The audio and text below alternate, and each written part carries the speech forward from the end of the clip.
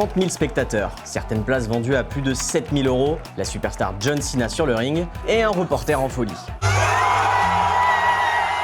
Le 31 août 2025, la WWE, la plus grosse entreprise de catch au monde, a organisé pour la première fois un de ses plus gros shows à Paris.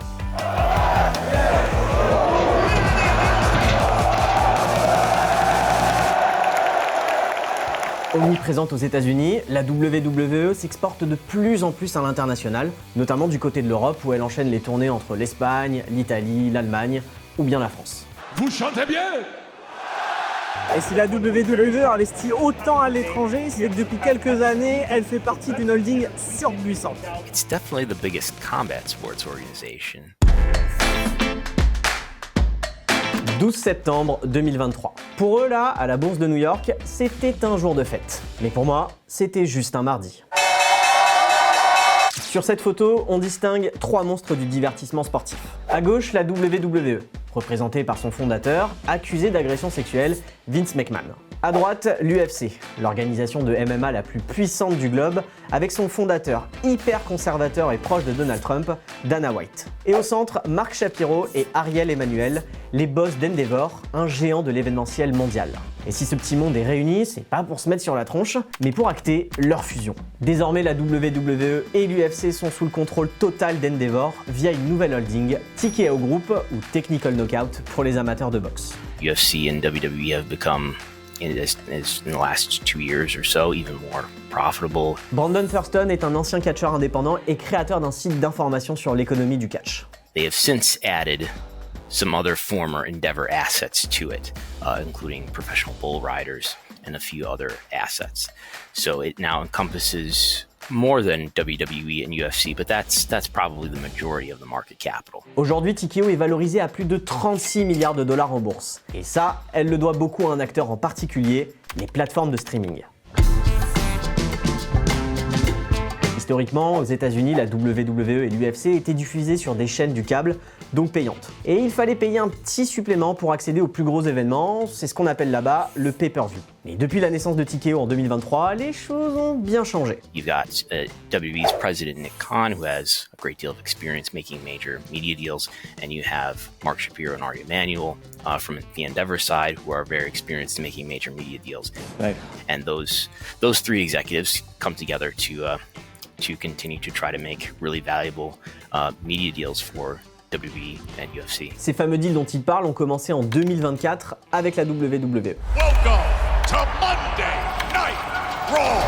L'entreprise a alors vendu ses droits de diffusion sur 10 ans dans presque le monde entier à Netflix contre un chèque de 5 milliards de dollars. Et en août 2025, c'est l'UFC qui a signé un deal de plus de 7 milliards de dollars avec le service de streaming Paramount Plus pour diffuser ses shows aux États-Unis jusqu'en 2033. It might help UFC grow its popularity by putting their biggest events in front of bigger audiences. And they more than doubled the value of their previous deal with ESPN. Bon, pour l'instant, c'est très compliqué de mesurer l'effet de ces nouveaux droits de diffusion sur les audiences. Ce qui est sûr en revanche, c'est qu'ils ont garanti une énorme source de revenus pour TKO, en plus d'attirer d'autres investisseurs. The site fees is something that they really emphasize as an opportunity for growth.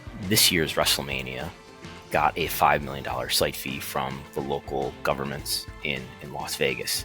They also got more than an additional $4 million in tax credits from the state of Nevada. Pour info, WrestleMania, c'est le plus gros événement catch de la WWE. Bref, côté médiatique et marketing, TKO a beaucoup apporté aux 2 organisations. Le problème, c'est que le groupe a aussi renforcé certains mauvais côtés du business.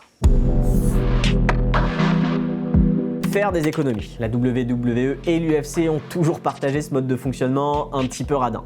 D'abord, sur les salaires. Alors ici, je ne parle pas des quelques superstars avec des contrats à plusieurs millions de dollars et tout plein de sponsors. Non, je parle des athlètes moins connus des 2 entreprises. Des combattants de l'UFC critiquent régulièrement les salaires payés par l'organisation qui ne prend pas en compte toutes les dépenses liées à leur staff et la logistique pour se déplacer ou bien se loger. Ensuite, il y a la question des licenciements. La WWE, par exemple, a l'habitude de mettre un terme prématurément au contrat de certains de ses talents. Et depuis l'émergence de TKO, ces pratiques se sont intensifiées. Selon Dave Meltzer, un journaliste spécialiste du secteur, TKO a économisé entre 100 millions et 150 millions de dollars en supprimant des postes. Et TKO a agi ainsi malgré les accords de diffusion à plusieurs milliards de dollars dont je vous parlais plus tôt.